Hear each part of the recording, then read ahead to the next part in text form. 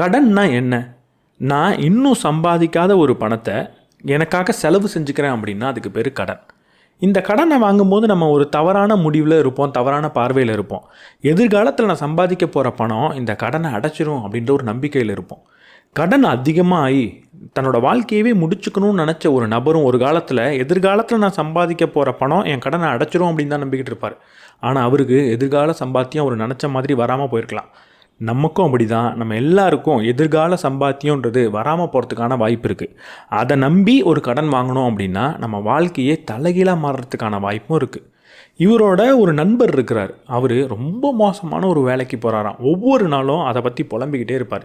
என்னோட முதலாளி என்னை இப்படி திட்டாரு, இப்படி அசிங்கப்படுத்திட்டாரு, எல்லாருக்கு முன்னாடி என் மானத்தை வாங்கிட்டாரு, என்னை தினமும் கொடுமைப்படுத்துகிறாரு, இரவெல்லாம் வேலை வாங்குறாரு, இத்தனை மணி நேரம் தான் அப்படின்னு எதுவும் கிடையாது, எல்லா வேலையும் என் தலையில் திணிக்கிறாரு, அதில் ஒன்று ரெண்டு நான் செய்ய முடியாமல் போனதுன்னா என்னை